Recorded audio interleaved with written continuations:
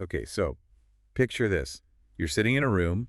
It smells vaguely of incense. Hmm. Maybe it's a yoga studio. Maybe it's just your living room with a YouTube video on, We've all been there. right? And you're trying to meditate.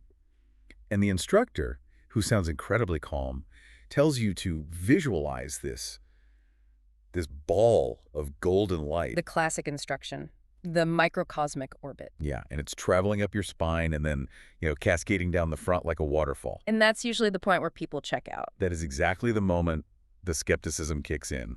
For me, at least. Yeah. I'm thinking, okay, magic energy loops. I'm just trying to lower my blood pressure, not, join the Avengers. It's a very common reaction. We hear energy and our mind just goes to fantasy. Exactly. But here's the thing. Some people actually feel it. Oh, they do. They don't just imagine it. They feel like actual heat Mm. or a vibration buzzing up their back. Wow. So today we're asking the question, is that something mystical or is it something biological that we just never got the manual for? It's a fantastic question. And the source we're diving into today, it suggests that if you strip away all the poetry, The dragons and the pearls. all of that, what you're left with is a surprisingly sophisticated hack of the autonomic nervous system. Hack is a strong word, but after reading this, I think it really fits. We're looking at a document called Reinterpreting Qigong Microcosmic Orbit and the Breath Gap. Mm-hmm. And the mission here is to show that these ancient practitioners, they weren't necessarily wizards. They were more like early neuroscientists. They figured out how to pop the hood of the human body and, in a way, rewire the stress response in real time. And that's the key, right?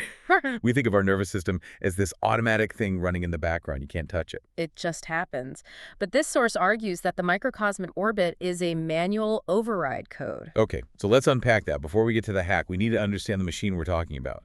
The source mentions the factory settings of the human body. Right. You have to understand the baseline to get the hack. So what's the baseline? The baseline of your nervous system operates essentially like a seesaw. A seesaw. On one side, you've got the sympathetic nervous system. This is your fight or flight, The gas bell. the gas pedal, arousal, getting ready to act. Then on the other side, you have the parasympathetic nervous system. That's your rest and digest. Relaxation, recovery, the break. I think most people get that part. Right, stress versus chill. But here's the part people miss, and this is crucial.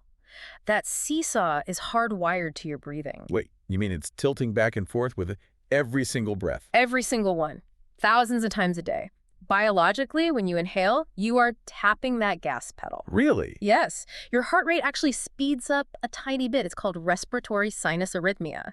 You're biasing the system toward the sympathetic side. You're sort of microdosing stress. So inhaling is waking the body up. Readiness is probably a better word. You're taking in data, you're mobilizing, and then conversely, every time you exhale, the vagus nerve activates. And that hits the brake. Your heart rate slows down. You are microdosing relaxation. So my whole life has just been this oscillation. Gas, brake, gas, brake. Exactly. That's the fundamental rhythm. Inhale alert, exhale relax. It's a polarization. You're either swinging toward action or swinging toward rest. That is the default wiring. Okay, so that's the hardware we're born with. Now let's bring in the microcosmic orbit. This deep dive argues that this practice is designed to, what? To break that seesaw. It creates what the source calls an inverted allocation. And honestly, this is the most fascinating part of the whole mechanism. It's a deliberate physiological paradox. Okay, before you explain the paradox, just remind us of the technique. Physically, what are people doing? Structurally, it's a loop. You have two main channels. The dumai, which runs up the spine, over the head, The back channel. the back channel, and the renmai, which runs down the front of the body. The front channel, up the back, down the front. Correct. And the basic instruction is inhale while focusing on lifting or opening up the back. Okay. Exhale while focusing on settling or gathering down the front. Sounds simple. But you're saying this creates some kind of glitch in the system. It creates a contradiction. Let's just look at the inhale. We just said that biologically, inhaling ramps you up. It's sympathetic. Right, it increases alertness. Exactly. But the instruction for the orbit is to soften and release the back of your body while you're inhaling. I see. So your biology is saying, get ready. But your conscious command is, relax the back. You've got it. You are taking a phase that is naturally excitatory, the inhale, and you are physically injecting a relaxation signal right into it. You're crossing the wires. I'm guessing it's the same deal with the exhale. Precisely. Biologically, exhaling triggers relaxation. Your body wants to slump. But the instruction for the orbit is to structure and gather the front. You aren't collapsing, you're maintaining this alert sort of container-like posture. So you're injecting a structure signal into the relaxation phase. Yes. It's like driving a car. Normal life is. You press the gas, then you take your foot off and you coast. And the microcosmic orbit is like pressing the gas and the brake at the same time. That's a great way to put it. Not to stop the car, but to create this torque, this stable tension. That sounds exhausting. Why would we want to confuse our nervous system like that? Because it doesn't it stabilizes it. The source calls this autonomic cross-coupling instead of the system polarizing. Swinging wildly from I'm stressed to I'm asleep. Yes, the two states begin to coexist. So you enter a state where you are somehow fully alert and fully relaxed at the same time. Right. It's a stable intermediate state. I mean, think about an elite athlete in the zone. Or a surgeon. Perfect example. Are they stressed? No, their hands are rock steady. Are they relaxed? Not at all. They're hyper-aware. They're in that middle ground. Wired but calm. Exactly. And most of us only ever hit that state by accident. This practice is a way to engineer it on purpose. Okay, that makes sense on a structural level. Mix the signals, you find the middle path. But, and here's where I have to play the skeptic for everyone listening. The special effects. The special effects. The tingles. The heat. I've tried this, and I'm telling you, I felt my lower back get physically hot. It's a very real feeling. I have friends who feel vibrations, like water rushing up their spine. If we're not summoning key energy, why does it feel so physical? It feels incredibly physical, but the source has a really, I'd say, a ruthless explanation for this. It calls it the signal-to-noise ratio. Ruthless. That sounds like they're debunking it. Not debunking, reframing. The source argues that key sensations are not you generating new energy. You're not a battery. It's a perceptual shift. Okay, break that down. Because the heat felt pretty real to me. The heat is real, but just think about your body right now. It is incredibly noisy. Noisy? Yeah. You have muscles just holding you upright. That takes effort. You have digestion going on. You have the background tension from your to-do list. That's all somatic noise. It's the background hum of being a person. Exactly. It's like the hum of the refrigerator in your kitchen. You don't even hear it because it's always on. Now, when you do this cross-coupling, something happens. The tension in your back drops away because you're actively softening, but you don't slump forward because you're structuring the front. So you're holding yourself up with almost zero muscular effort. Correct. The somatic noise plummets, the refrigerator turns off, and suddenly, what do you hear? The clock ticking on the wall. You hear the clock. In your body, that clock is the blood flowing through your capillaries. It's the tiny pressure changes in your spinal fluid. It is your own metabolic heat. Whoa. So the magic heat I felt was just my own body heat that was there the whole time. It was there the whole time. You just couldn't perceive it because your back muscles were screaming too loudly. The source literally defines key sensations as changes in sensory signal-to-noise ratios. That is both a little disappointing and incredibly cool. I know. We all want the superpowers. I really wanted to be able to shoot fireballs. Yeah. But it's also cool because it means we are these incredibly sensitive machines. And I'd argue that being able to perceive your own blood flow is a superpower. It means your interoception, your internal sensing, is dialed way up. Fair point. So the flow is just us feeling data that's usually muted. But the source doesn't stop there. It goes into something that I think is the real aha moment of this whole thing. The breath gap. The breath gap. This felt like we were looking at the code of the Matrix. This is the absolute center of the practice. If you miss the gap, you're kind of missing the whole mechanism. So define it. What is the gap? It's that tiny non-stationary moment right after your inhalation ends, but before the exhalation begins. The pause. Yes, but pause makes it sound like you're holding it. It's more than a stop.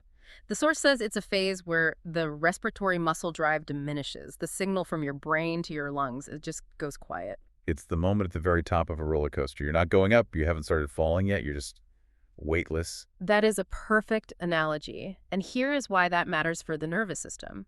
In that gap, autonomic dominance is undetermined. Undetermined. What does that mean? Remember our seesaw. Inhale is sympathetic, exhale is parasympathetic. In the gap. You're neither. You're not on the seesaw. You're floating at the pivot point. You aren't driving the gas. You aren't hitting the brake. The system is in a state of minimal input. It's a glitch, a buffer overflow. A moment of maximum plasticity. And the source says the microcosmic orbit doesn't actually complete during the breathing part. It completes in the gap. So the circle closes when the breath stops. Yes. Because in that moment, The duality collapses. There's no up or down because the breath isn't moving. There's no stress or relax. There's just integration. And the source mentions that this is why the sensations are strongest in the gap. Go back to our signal to noise analogy. During the inhale and exhale, there's still mechanical noise. Your ribs creaking, your diaphragm moving. All that internal vibration. But in the gap, that mechanical movement stops completely. The silence is absolute. It is. And that's when the subtle signals, the key, become deafeningly loud. You feel like you're dissolving because the feedback from your moving lungs just vanished. It really reframes those classical texts. Breath without breathing. Entering the void. It sounds mystical, but maybe they were just describing what happens when you hit pause on your own biology. It's pure empiricism. They didn't have the machines we do, but they had thousands of hours of just sitting still. They noticed. When the breath turns, there's this moment of profound stillness. Okay, so here's the trap, and I feel myself walking right into it. If the gap is where the magic happens, my brain immediately goes, great, let's make the gap longer. Of course. If some is good, more must be better. Exactly. Why shouldn't I just hold my breath at the top of the inhale and stay in that matrix glitch for as long as possible? And that is the paradox of control. The source is extremely strict on this. It says, absolutely not. Do not do that. Why not? If it's the goal, why can't I just grab it? Because of how the nervous system works. The gap is an undetermined state.